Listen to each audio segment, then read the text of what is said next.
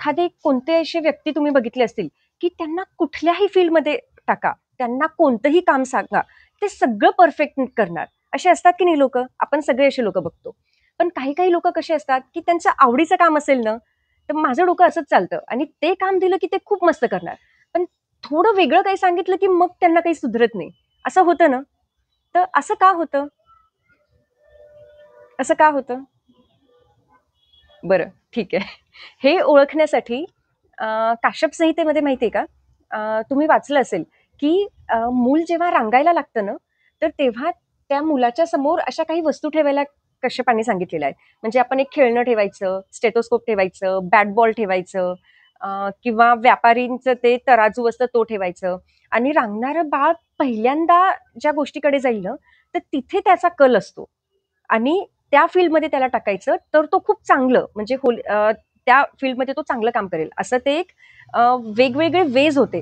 आधीचे ऋषीमुनी आपले सायंटिस्टच होते बरे का. खूप वेगवेगळ्या गोष्टी आणि खूप डोकं लावून त्यांनी काही-काही बनवलंय आणि त्या फील्डमध्ये ते गेले, की मग ते एकदम चमकणार असं त्यांचं होतं. पण आत्ताच्या काळात कसं झालंय, समजा खूप मोठा डॉक्टर असेल, तर त्याला काय वाटतं, माझ्या मुलांनी डॉक्टरच व्हावं, है ना? समजा खूप मोठा व्यापारी असेल, तर त्याला काय वाटतं, की माझ्या मुलांनी बिझनेसच करावं. मग भलेही त्याचा इंटरेस्ट असो नसो, पण पुढे ते चालायला हवं ना. तर प्रत्येक आणि ठीक आहे प्रॅक्टिकली ते आहे पण. आणि मुलं पण आजकाल तुम्ही सगळेजण इतके आपण मोल्ड होऊन जातो आणि जे वडिलांनी सांगितलंय, जे परंपरेनुसार आपल्या घरात सुरू आलेलं आहे, आपण ते सगळं पुढे चालवतो. पण याने होतं काय बऱ्याच वेळा, की खूप वेळा जे एक क्रिएटिव्हिटी व्हायला पाहिजे, ज्या टॉप लेव्हलवर ते बिझनेस जायला पाहिजे किंवा प्रॅक्टिस जायला पाहिजे, ती मुलांकडून जात नाही. ते फक्त प्रेशर म्हणून किंवा आपल्याला हे तर चालवायचंय म्हणून करतात. पण ते वर जात नाही. तर असं जर व्हायचं नसेल, तर आपल्याला काय करायला पाहिजे?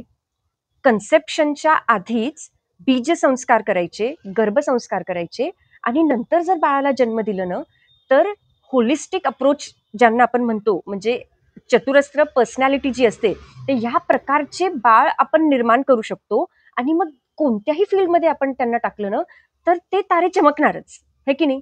तर प्रॅक्टिकल पण आपलं साधतं आणि चांगली पर्सनॅलिटी आणि चांगले मुलं जन्माला घालणं, दोन्ही काम आपले होतात की नाही? मग त्याच्यासाठी बीजसंस्कार आणि गर्भसंस्कार हे महत्वाचे. हे सगळ्यांनी तुम्ही करायचे बरं का नंतर. ठीक आहे? आणि आपल्या पेशंट्सला पण सांगायचं. इतकं महत्व आहे बीजसंस्कार आणि गर्भसंस्कार आणि इतके अनुभव आपण घेतलेले आहेत ना, की प्रॉपर बीजसंस्कार, गर्भसंस्कार करून ज्यांनी चान्स घेतलेला आहे, तर ते मुलं खूप ऑसम असतात. म्हणजे कुठेच मागे येत नाही.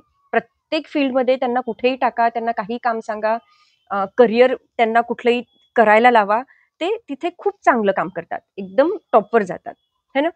तर किती चांगला विचार आहे हा आपल्या आणि हे फक्त आयुर्वेदातच आहे बरं का. हे इतर कुठे तुम्हाला कोणी सांगणार नाही आणि कुठे ते दिसत पण नाही. कुठल्याच शास्त्रात तसं नाहीये.